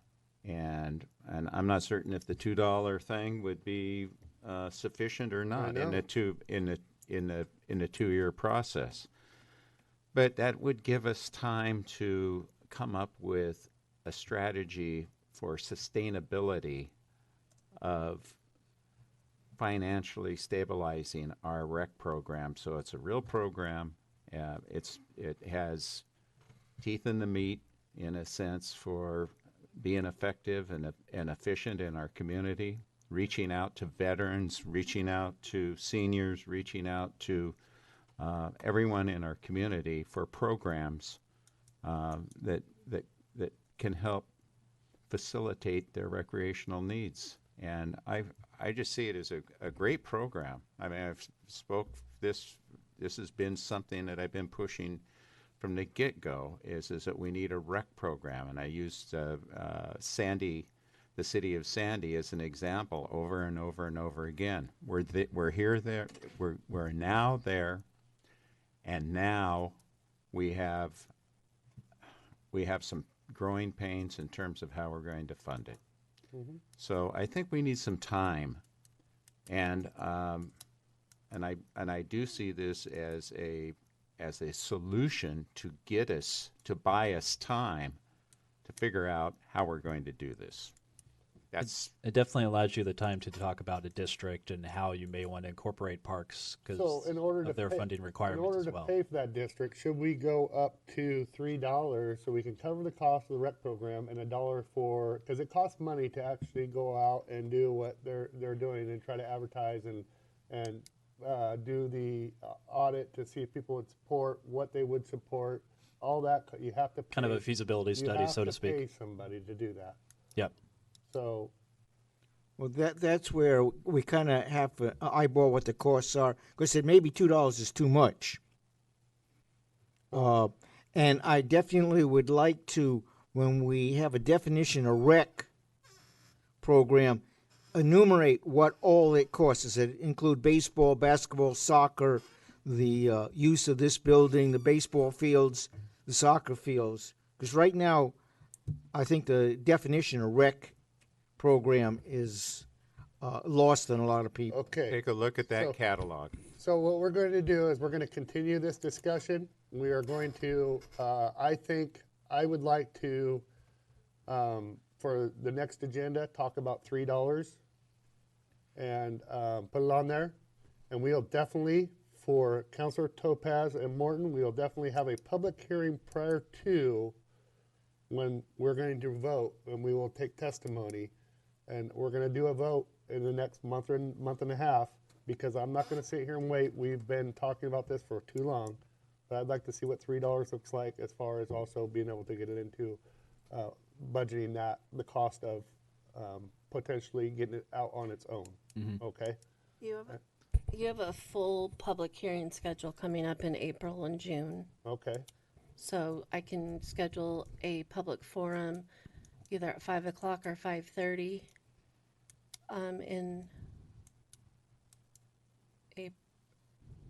in May. Can we go to the end of May? Yeah. Let's do May. Let's do the last one of May. At that May meeting at the evening, do you want a resolution prepared for $3? Yes. Yep. Okay. I'd like to, yep. So Is that 5:15 at an- 5 o'clock. Yep. Is that consensus among? Council? I think we're having a lot of conflicting messages right now about Right. the amount, about this, that, and the other thing. The budget committee came out and handed down, 5 citizens and 5 counselors handed down $2 last year, and we have failed to implement that. To now just go willy-nilly and decide we're going to reinvent the wheel, and budget committee is about ready to reconvene, and they're going to go, what have you guys been doing? Exactly. You know, and now we're Exactly. talking about slicing and dicing another number. I know. That just seems a little odd to me. So, I mean, if you want But to, if for it's the a purpose temporary of, solution, for I the- have to make sure that we set something in place. for the that purposes $1. of the forum, we should have both $2 and $3. Look, $2, $2.50, and $3. As far as just like you did for the budget committee, you did those numbers and showed us what it looked like. This is what we have to pay for, and this is where it looks like on the line. And also, I would like to see quantified in that the contributions of the school district, the contributions of the other partners that we have in this process, because it's not just us. We are the coordinators of this effort, but we are not doing this march alone, and we're not doing all the heavy lifting. So Yep. we should definitely, for the benefit of Councilor Topaz that wasn't here and part of those conversations and doesn't realize we're the only ones in this room, but we're not the only ones that was part of this conversation. Yeah. Correct. And so as of right now, just to give you a brief synopsis, the school district does not have a financial impact as far as donating funds. They do give the recreation program access to their schools and buildings free of charge. So They are there is also- a monetary But they also impact. provide on loan. A lot of people in the community don't realize that they're doing criminal history background checks Correct. for every single volunteer we have. Correct. As, using as their far system. as yes. And it proves people to work with students of any school in Absolutely. our community. And that's a huge service for us. And they're just doing that. Correct. And we don't have to set up that system. It's all automated. People can do it online and to keep our kids safe. And we would be foolish to think we could do a kids program without some kind of criminal history check. Okay. But I think there's a value there that needs to be stated. So What bring- and just to follow up on that, I think this is a good conversation, and I think we needed this conversation to to rectify what the dollar amount is going to be and what we are going to be doing years from now to make this sustainable. On our behalf as a city, Councilor Topaz and Councilor Morton, you were not at that public forum that announced that we'd all be there, and we had one budget committee member who was at. Now we're going to table this discussion because it's going to be on the agenda, and I have an agenda in front of me that I'm trying to follow because we have some important, very important stuff to talk about that is beyond this rec program. That's going to be in our executive session. Since we're not solving it today. So we're going to table that, and Matt will bring all that stuff to us on our next meeting. Review 2019 council goals.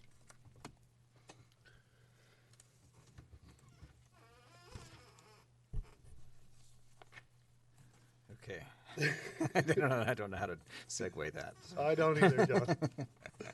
Oh, I'm sorry, but that's just the way. So in our council retreat, we had in your council retreat, which was facilitated by a facilitator. You worked together, came up with the council goals. It's not a complete rewrite of the practical goals, and it's not an all-inclusive type of document. I mean, it establishes the priorities for the council. Still maintains the same core goal areas as we had before, although they're reworded a bit. I can state those there if you like, but and you know, there's the restated goals. There's some strategies, and it's here for your adoption at your pleasure for review or modification or anything you want to do with it. So. This document is modified from a previous version to include an introduction because the goals we had before were a little more inclusive of all departments across the city, and this focuses on specific things that the council wants to achieve, and not to dismiss the core operations of the library and public works and police. And you won't find specific things related to that. Not that that's not important, because it is, and that's it. So. What happened to core values?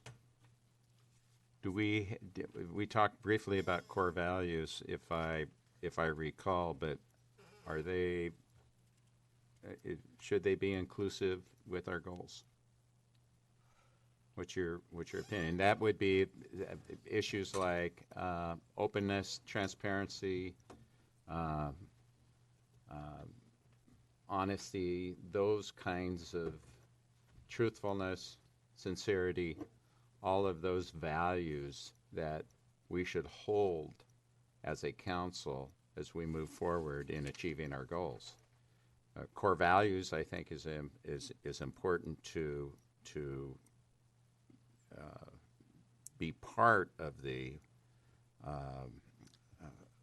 goal process. And so, I'm not certain, and I just think it's important. Not that it has to be there, bringing it up certainly for could. discussion. The city's code of ethics, which applies to counselors and all the staff, talks about some of the elements you were just talking about as far as. Okay.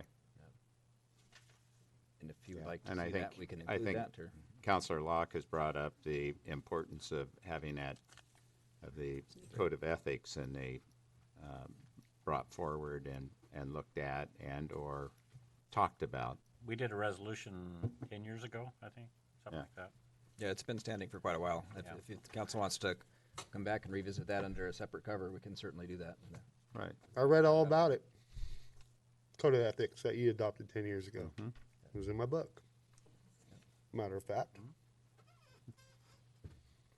So I don't know if that's Sure that they need something to- really important, but you notice that in almost every company, every corporation, most municipalities have their core values of what is expected out of one another in terms of their values as we work it towards our goals.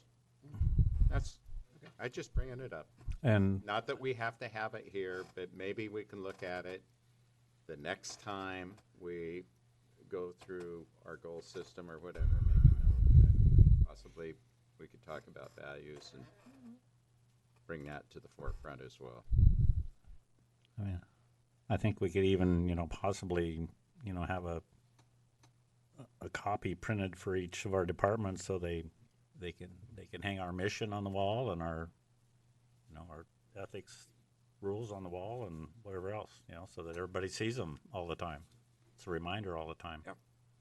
Well, like a simplicity of a mission, the simplicity of core values, kind of like takes the whole ethics codes and simplifies it to just several points, and that's it. Yep.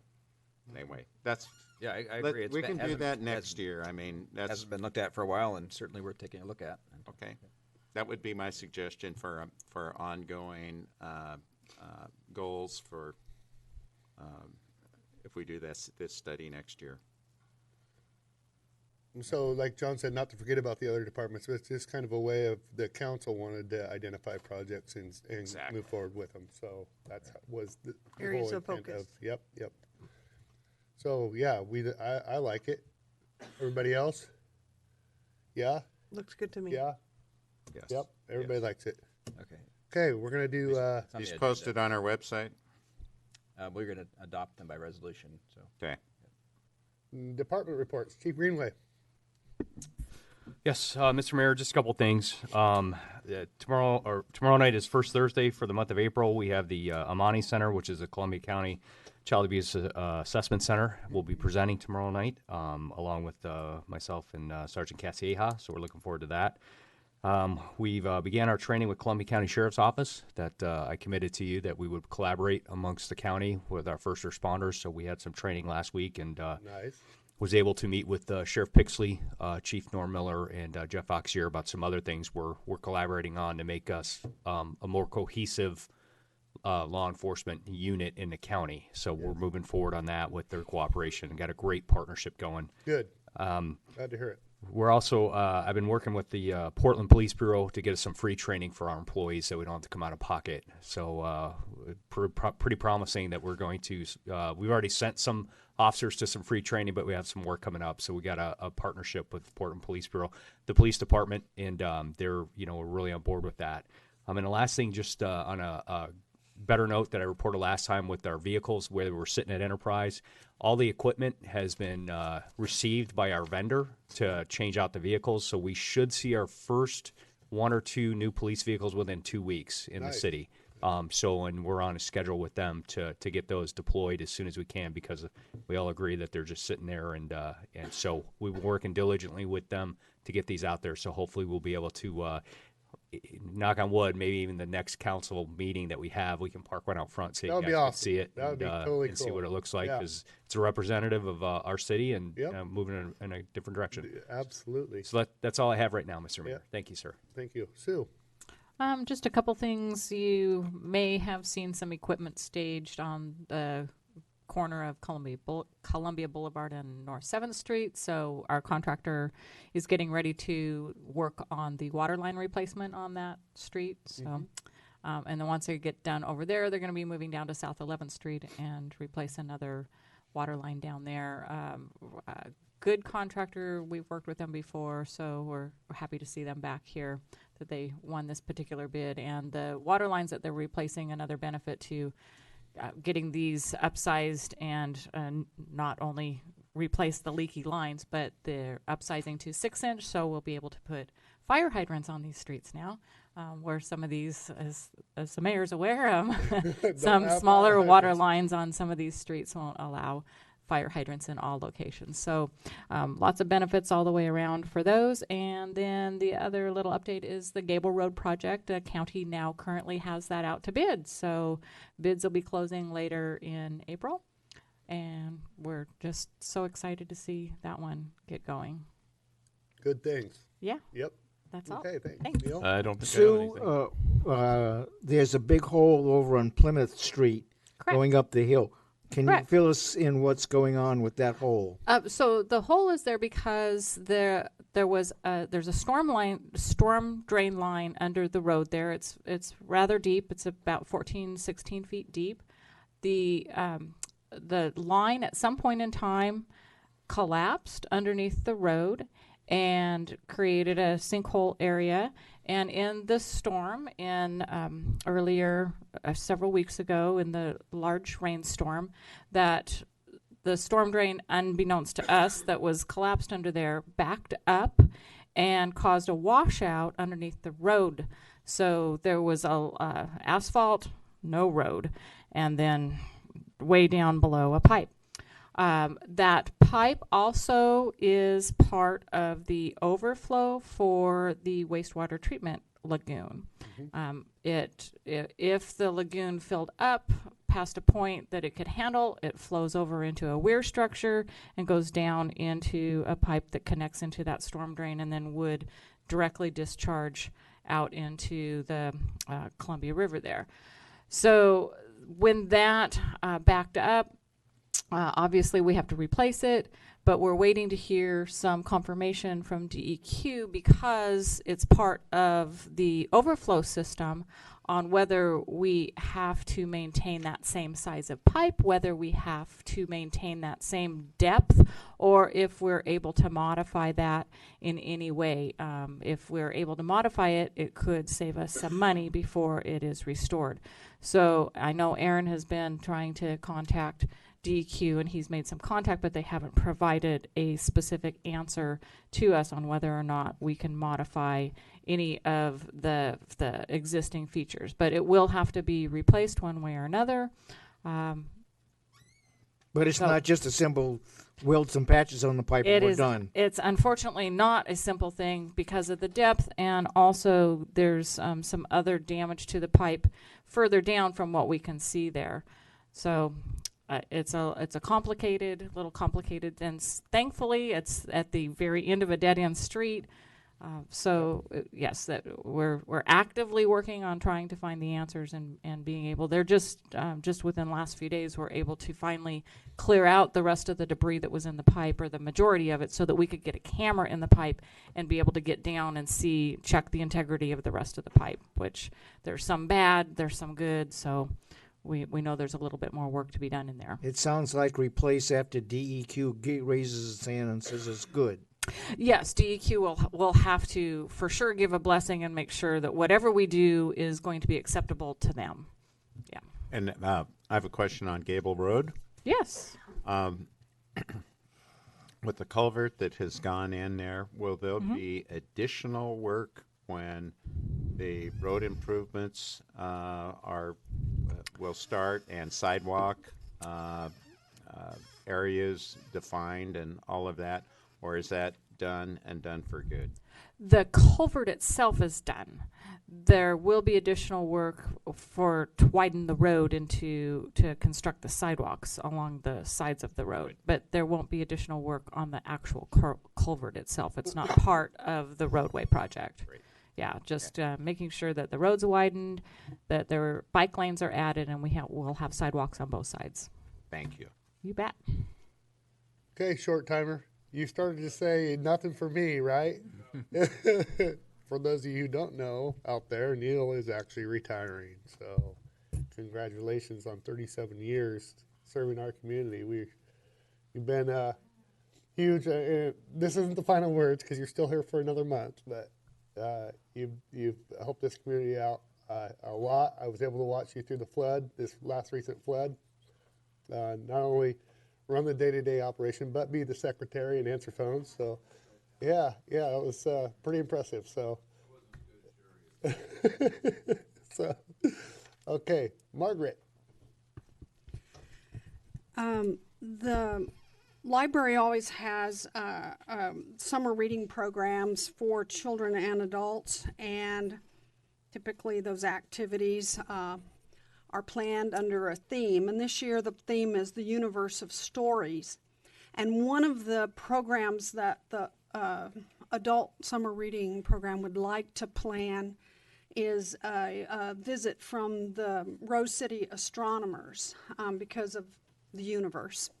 And so we would like to ask permission to use the waterfront property on the evening of August 5th so that we can have an area where it's relatively free of ambient light. we had a similar program for children several years ago when we had a previous youth librarian, and the astronomers set up at the middle school, and that space obviously is now for the construction site for the new school, but at that time we were successful in getting the PUD to turn off surrounding street lights, and that was very effective. But what we'd like to do, we thought, with the waterfront property down through the gates, is to be able to set up out there before the sun goes down and have that program out there. Only thing I could see an issue would be the ambient light from the mill itself, because I grew up in that area and it's really bright. I mean, it just is. So you might want to take a look at it. I have no issue with you using the property, but you might want to take a look at that just to make sure. Okay. Yeah, at any night of the week.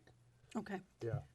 I might also add that one of the other programs that we're exploring, but it's certainly not as far along, and we were approached by an organization that does instruction on how to safely operate drones, and they would like to do a similar library program, but we're not as far along as far as working through some of the insurance coverage issues.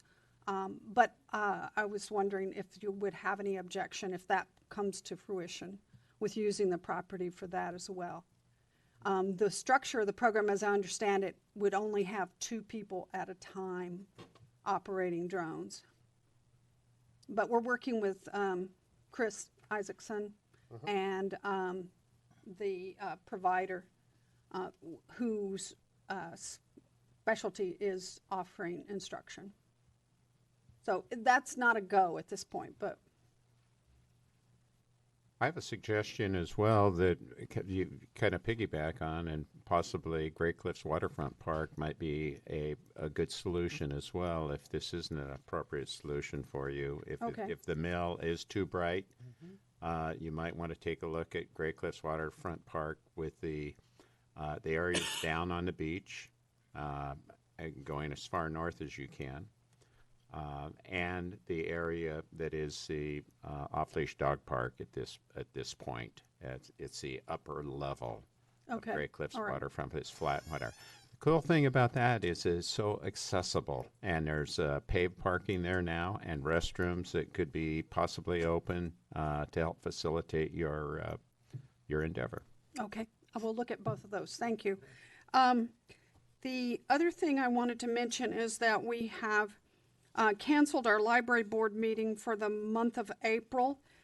April has turned out to be an extraordinarily jam-packed month, and our library board is meeting in other settings for volunteer recognition and the city's boards and commissions recognition, as well as the fact that some of them are friends of the library, and they're having their semi-annual book sale on April 12th and 13th, as well as the Garden Club is having a plant sale on the 13th. But there is the Columbia County Reads and a couple of other programs, as well as its National Library Week, and we also have the joint Oregon Library Association, Washington Library Association convention that various staff members are attending. So we decided it was a very full month and that we could stand to have one less meeting to attend. So we all agreed to skip the month of April. The other thing that I wanted to mention was that at our last work session, Councilor Morton expressed a desire to see a proclamation or resolution to address the question of, we described it at that time as a anti-hate resolution. And I researched some language that I thought was appropriate for that, and sent an email around to the counselors and the staff, and I just wondered how you would like to continue discussion about that and possibly proceed with that.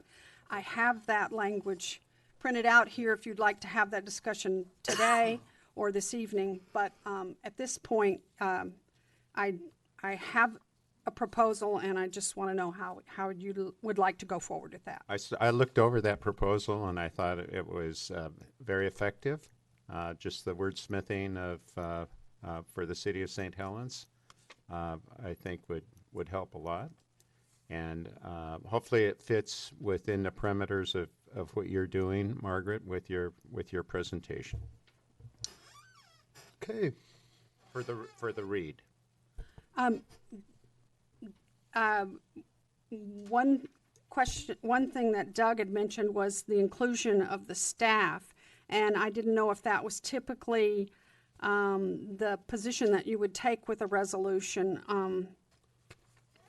Given that I don't know how staff is defined and how broadly we're speaking for all the members of the city, or whether the resolutions typically come from the council itself.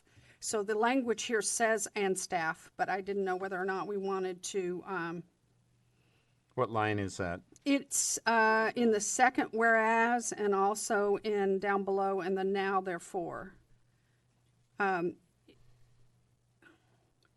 didn't know if, and it's also in the third whereas. I think it does include our staff. I think it's who we are. Okay. Yep. We're a team. All right. And So I think this speaks for our staff and what we expect out of what the council expects out of the staff and what the staff would expect out of the council. okay. So is this something we want to put on for tonight? Yes. Yeah. Okay. We can do that. Yes. And the one last quick thing. Oh, Kathy, can we put it on for tonight? Please? And thank you. One quick thing. Our communications officer, Crystal Farnsworth, always has her finger on the pulse of what's happening out there in the world of social media. And she realized that libraries all over the state were posting about different initiatives that were happening at their libraries. And not to be outdone, she included our library as well. And I just wanted people to know that this was April 1st. It says St. Helens Public Library Book Louse Adoption Program, inspired by the Adopt, Don't Shop movement, and in order to solve a recent infestation of book lice at the library, the St. Helens Public Library is pleased to announce a new book louse adoption program.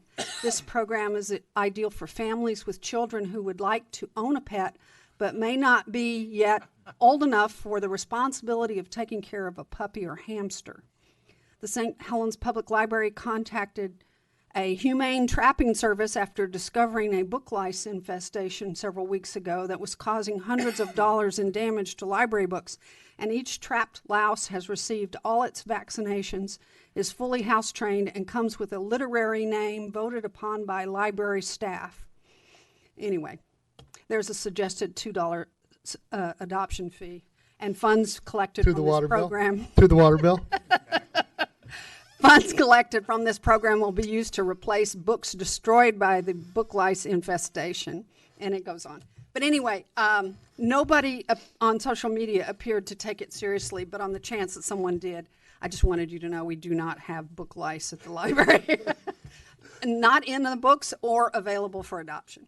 But it was a fun day. A lot of libraries around the state had some really clever things, and it was a lot of fun to see what they all did. That's all I have. Thanks, Margaret. Matt. I just have two really quick things for you. I was chatting with Sue and John the last couple days to see about what they thought of doing a surplus sale for the city of St. Helens. We have a lot of stuff around Public Works that is being stored and taking up some valuable space. So the idea of kind of a flea market, so to speak, an auction for the City Hall stuff at the Recreation Center this summer was brought up, where community members could buy a table for $10 or something and kind of bring their stuff to sale to sell. So just wanted to see if the city council was okay with moving forward with that kind of a project and idea. I think it would draw attention. I think it would draw attention to the sale itself if you did something like that.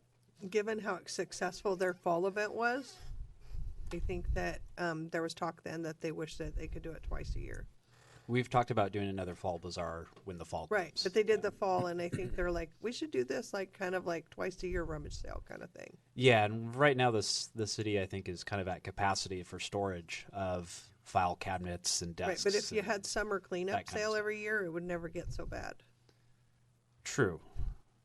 That it could become a yearly event, depends on Instead of how a much stuff 10-year. we end So up getting a rid of. every person year. could rent a table for $10, basically. Yeah, it would be that kind of idea. We've talked about doing the inside in the gym would be where the public works stuff would be, because that would have to be kind of like an auction type bid for some of the things. Well, it'd be parked outside, but the auction would happen in the gym. Correct. Yeah. Right, type deal. I mean, Well, you could there's a put lot of desks stuff for in- inside. Yeah, there's We have a lot of stuff stored in our buildings that needs. there's to a be lot put of away. file How much do we cabinets and have over there? desks and. You can't get in the building anymore. We'll just put it that Yeah, way. Roger has said we're at capacity. I think Yeah. Neil can. And there's, over the years, it's like, can we get rid of this? And people say, no, you got to save that. You got to save this. You got to save that. So it's stuff of not Yeah, we got a lot much of- value, but it's of value. Yeah, we got a lot of old vehicles that we need to get rid of too. They're all stored in Yeah. that Boise property. Yeah, We'll put that's like a what, that's minimum what I bid was on talking. vehicles and stuff That's like what that, I but- was talking about. You're not gonna bring those into the So I deal. don't Yeah. know if you want to. We'll set it up like a car show. Yeah, want to combine that with what you're talking about to get rid of the stuff out of the storage buildings. It might be a good idea. Yeah. General fund revenue? Well, that's up to the city council. John and I kind of discussed where it would go, and that kind of because it's been purchased by all departments and used by many departments. It's what's Well, kind I of think we to should go just for put it general in review. And you Sounds can- like another retreat coming I up. think the discount funds is where it needs to go.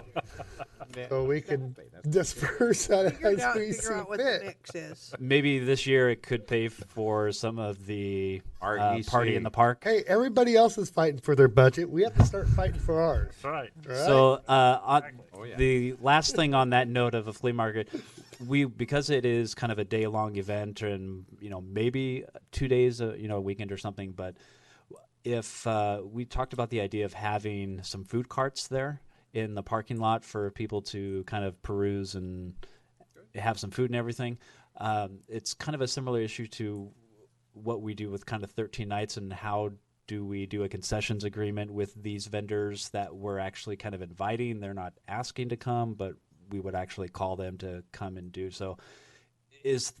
I'm trying to get a kind of a direction from council on if you want to do a regular concessions agreement, which Kathy has a lot more details. I think it's a 15% normally for a concessions fee for a food cart, but we'd like to do like a small flat fee so that we can cover our costs Keep for it simple. power and everything, and then we don't get into Small arguments flat fee of on food carts one- having to make a one certain of amount of money to make it Right. profitable to show up, and we really just want to bring Food people cart, in yeah. and people there. So It's really nice to do it simply. When we do Citizens Day, we did do Yeah. a concession agreement with Dutch Brothers. Yep. I always, of course, want to be fair with everybody and treat everybody the same. So a concessions agreement is what we do for everybody who comes onto city property to do commercial business. Yep. But like 13 nights, nobody does a concession agreement. They get charged a fee, like a booth fee. Uh-huh. So that's what we're thinking of Yeah, doing keep it instead of simple. a concession agreement. Consistent. Yeah. Keep it simple and inexpensive. Yeah. okay, thank you. That's up. Okay, Kathy? At the council's March 6th meeting, you authorized the staff to start approving street closures because we were finding that it's a much simpler way for us to get those street closures and the permits, special use permits done quicker. And so the caveat was that we would come to the council and let you know when there was a street closure. And so I'm just letting you know that the Amani Center applied for and was approved for a street closure just to close the Strand from 265 to 295 Strand, which is just right there in front of us. Yep. On April 13th for Race Against Child Abuse, they're having a run Nice. walk. Good. Yeah. Yep. And the next thing I wanted to remind you of is April 10th, which is Wednesday, is it's the annual Boards and Commissions Appreciation Reception at the Rec Center. Be there or be square. Tacos. Taco bar. Yep, I like it. that's it. Okay, Tina.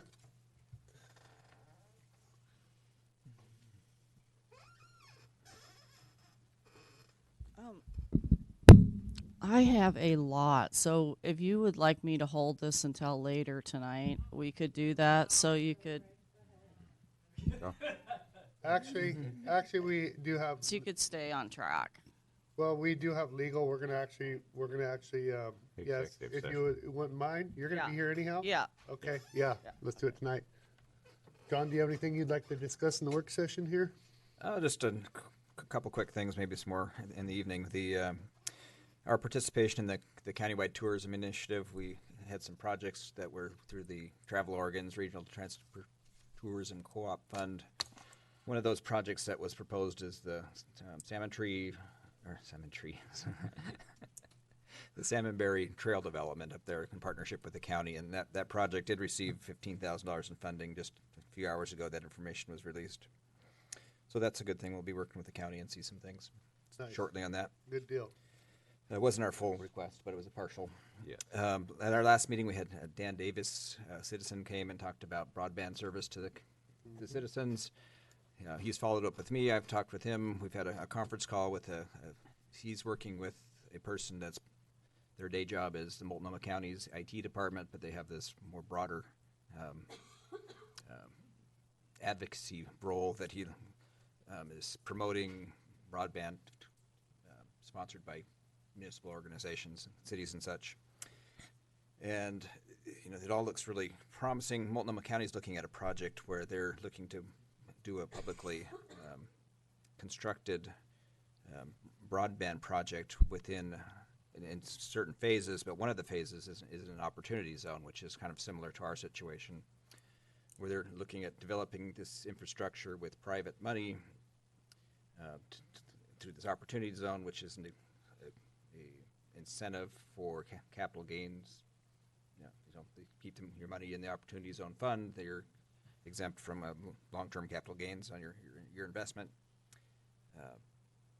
which would create a utility, which would generate revenue, which would fund future phases through a revenue bond. And it all sounds very interesting, very promising. And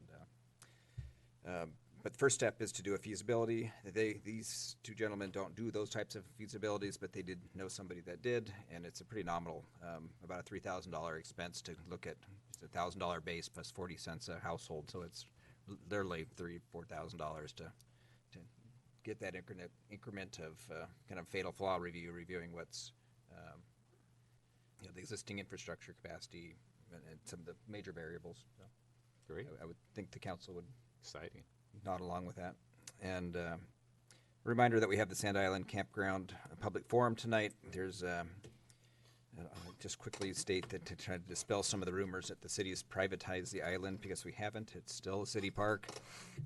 There will still be public access. Still day use. Go over there, have it. Still day use. Really, the Park your boat, go play. right. But seems to be a groundswell of people that think that it was no changes to the docks, other than they might be easier to use now or more user friendly.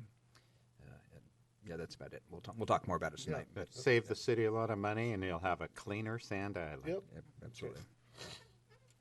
Okay. Start a better rumor than that. Okay, so I'm going to go ahead and kick our council reports up till tonight. I would like to make an announcement that I have thought about the departments, and I'd like to keep everything the same. So, Councilor Topaz, just so you know, where the councilor before you, Councilor Khan, was you oversee the library and arts and cultural.